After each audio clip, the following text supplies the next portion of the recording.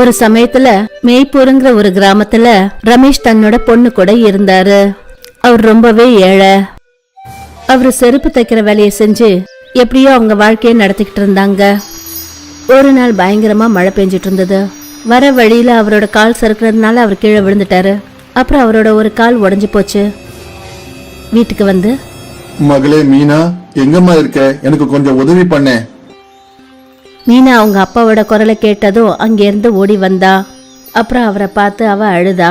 அப்புறம் சொன்னா, அப்பா, உங்களுக்கு எப்படிப்பா இப்படி அடிபட்டுச்சு? ரமேஷ் வழியில நடந்த விஷயங்கள் எல்லாத்தையும் சொன்னாரு. அதை கேட்டுட்டு மீனா யோசிச்சா, இப்ப எப்படி இந்த வீட்டை நடத்துறது? வீட்டுல ரொம்ப கொஞ்சம் பொருட்கள் தான் இருக்கு. அப்புறம் இவ்வளோ மழை பெய்யுது, வேலையை தேடி கூட எங்கேயும் போக முடியாது. ரமேஷோட வீட்டுல இருந்து கொஞ்சம் தூரத்துல கிராமத்து தலைவர் ராம்லாலோட வீடு இருந்தது. அவரு ஒரு ரொம்ப பெரிய பணக்காரர். அவருக்கு ஒரு பையனும் இருக்கான். அவனுடைய பேரு கோபால். கோபால் ரொம்பவே திமிரு பிடிச்ச பையன். கொஞ்ச நாள் முன்னாடிதான் மீனாவோட அப்பா கிட்ட ராம்லால் பேசுறத அவ கேட்டுட்டு இருந்தா. அவர் வீட்டுல வேலை செய்யறதுக்கு ஆள் வேணும்னு அவர் சொல்லிட்டு இருந்தாரு. மீனா ராம்லால் வீட்டுக்கு போனா. மாமா, உங்க வீட்டுல வீட்டு வேலை செய்யறதுக்கு ஆள் தேவைதானே? ஆமா, தேவைதான். ஆனா நீ அதை எதுக்கு கேக்குற? மாமா, எனக்கு இப்ப இந்த வேலை அவசியம் தேவைப்படுது. என்னோட அப்பாவுக்கு ஒரு கால் உடைஞ்சு போச்சு. இப்ப அவரால் வேலைக்கு கூட போக முடியல. எனக்கு அந்த வீட்டு வேலையை கொடுங்கல. உங்க மனசுக்கு எவ்வளவு சரியா படுதோ அந்த சம்பளம் கொடுங்க போதும். ராம்லால் இந்த வாய்ப்பை தான் பயன்படுத்திக்கணும்னு நினைச்சான். அப்புறம் யோசிச்சான், அட, இது ஒரு நல்ல வாய்ப்பு. குறைஞ்ச சம்பளத்துல வீட்டு வேலைக்காரி கிடைச்சிட்டா. அப்ப சரிம்மா, நீ நாளையில இருந்து வந்துரு. மீனா காலையில எழுந்துப்பா. முதல்ல வீட்டு வேலை எல்லாத்தையும் செஞ்சு முடிச்சிருவா. அதுக்கப்புறம் தன்னோட அப்பாவுக்கு மருந்து கொடுத்துட்டு அதுக்கப்புறமா ராம்லாலோட வீட்டுக்கு போவா. அங்க எல்லா வேலைகளையும் செய்வா. மாமா, வேலை எல்லாத்தையும் செஞ்சுட்டேன். அப்ப நான் வீட்டுக்கு கிளம்பிட்டா? சரிம்மா, இப்ப போ. நாளைக்கு சீக்கிரமா வந்துரு. நாளைக்கு சில நண்பர்கள் எல்லாம் வராங்க. அவங்களுக்கு சமைச்சு வச்சுடு. என்ன? தலைய அசைச்சிட்டு சரிங்க மாமா. மீனா வீட்டுக்கு போனா. அங்க வீட்டுல பார்த்தா வீட்டுல சமைக்கிறதுக்கு எதுவும் கிடையாது. அப்புறம் அவ யோசிச்சா, என்ன சமைக்கிறது? அப்பாவுக்கு சாப்பிட என்ன கொடுக்கறது? எனக்கும் ரொம்ப பசிக்குது. அப்புறம் சாப்பிடறதுக்கும் எதுவும் இல்ல. அப்பதான் அவளோட கவனம் ரொட்டி டப்பா மேல பட்டுச்சு. அதுல 2 ரொட்டிங்க இருந்தது. மீனா அவளோட அப்பாவுக்கு அந்த 2 ரொட்டியையும் உப்பையும் வச்சு கொடுத்தா. அப்புறம் அவ தண்ணியை குடிச்சு வயிற்ற நிறைச்சுக்கிட்டா. ரொட்டியை கொண்டு போய் கொடுத்தா. அம்மா மீனா, நீ ஏதாவது சாப்பிட்டியா இல்லையா? ஆமாப்பா, நான் மாமாவோட வீட்லயே சாப்பிட்டுட்டேன். இப்படி சொல்லிட்டு பசியில அழுதுகிட்டே மீனா தூங்கிட்டா. காலையில எழுந்து எப்பவும் போல வீட்டு வேலையை செஞ்சா. அப்புறம் சீக்கிரமா ராம்லாலோட வீட்டுக்கு போனா. அப்புறம் விதவிதமான உணவுகளை செஞ்சா. அப்பதான் கோபால் அங்க வந்தான். அப்புறம் சொன்னா, என்ன மீனா, சமையல்லாம் ஆயிடுச்சா இல்லையா? இதோ சமையல்லாம் முடிஞ்சிடுச்சு. அதுக்குள்ள கோபாலோட நண்பர்கள் வந்துட்டாங்க. அப்புறம் கோபால் அவங்க கிட்ட ரொம்ப ஜாலியா பேசிட்டு இருந்தான். கொஞ்ச நேரத்துக்கு அப்புறம் எல்லாருக்கும் பசிச்சுது. அப்பதான் கோபால் மீனாவுக்கு குரல் கொடுத்தான். ஏ மீனா, எல்லாருக்கும் சாப்பாடு எடுத்து வையே. இதோ எடுத்து வச்சிடுறேன். இப்படி சொல்லிட்டு மீனா உடனே சாப்பாடு எடுத்து வச்சிட்டா.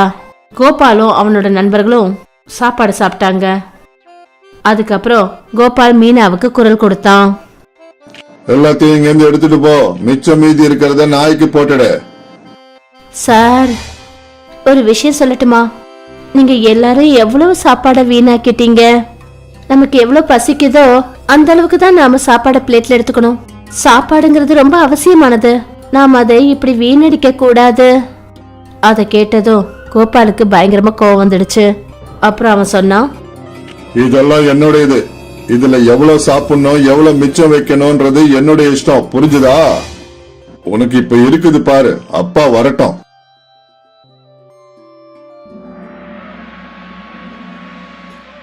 மாமா, மீதி இருக்கிற இந்த சாப்பாட்டை நடத்திட்டு போட்டுமா? எப்படியும் இதை நாளைக்கு குப்பை தொட்டில தான் போடுவீங்க. சரிம்மா. மறுநாள் காலையில மீனா வந்தா. அப்புறம் வேலை செஞ்சு முடிச்சிட்டு மீதி இருக்கிற சாப்பாட்டை எடுத்துட்டு போனா. அப்பதான், ஏய், உன் கையில என்னது? அது ஒண்ணும் இல்லப்பா, மிச்ச மீதி சாப்பாடு இருந்ததுல அதை நம்ம குப்பையில தானே வீச போறோம். கொஞ்ச நாளைக்கு அப்புறம் மீனா ராம்லால் கிட்ட தன்னோட சம்பளத்தை கேட்டா. அங்க நின்னுட்டு இருந்த கோபால் சொன்னா, எந்த சம்பளத்தை கேக்குற? தினமும் இங்க இருந்து சாப்பாடெல்லாம் கொண்டு போற, அதுக்கு பணமா குடுக்கற? சார், அந்த சாப்பாட்டை எப்படியும் நீங்க குப்பையில தான் தூக்கி போட போறீங்க. அது ஒருத்தரோட பசிய போக்குச்சுன்னா அதனால கடவுள் உங்களுக்கு நல்லது செய்வாரு. பாத்தீங்களாப்பா எப்படி எல்லாம் பேசுறான்னு? அன்னைக்கு எங்க ஃப்ரெண்டுங்க வந்தப்ப இவ அவங்க கிட்ட இப்படிதான் பேசினா. அப்பா, சாப்பாடோட சேர்த்து இவ என்னெல்லாம் கொண்டு போறான்னு தெரியல. இதெல்லாம் கேட்ட உடனே ராம்லால் மீனாவுக்கு சம்பளம் கொடுக்காமலே வேலையை விட்டு நிறுத்திட்டாரு. அப்புறம் மீனா அழுதுகிட்டே அங்க இருந்து அவ புறப்பட்டா.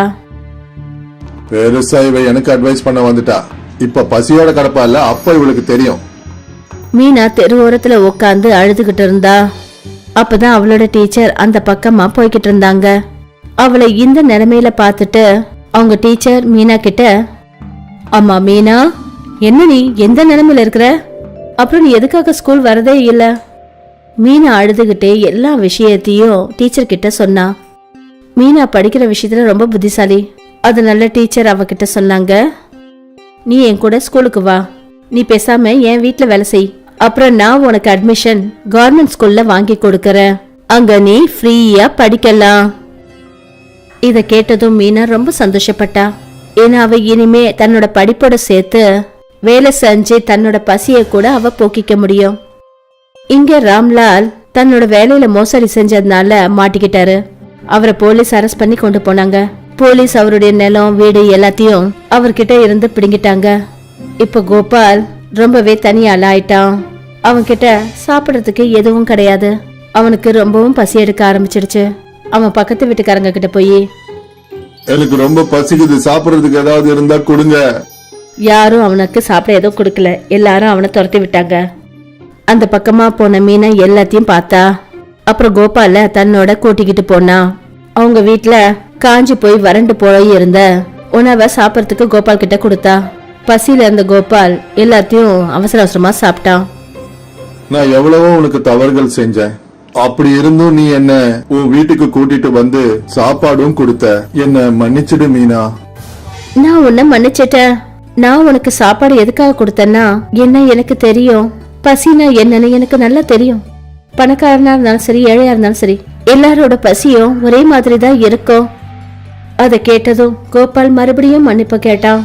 அந்த நாளைக்கு அப்புறமா கோபால் மீனாவை தன்னோட தங்கையா நினைக்க ஆரம்பிச்சான். அப்புறம் அவங்க எல்லாரும் சந்தோஷமா ஒன்னா இருந்தாங்க.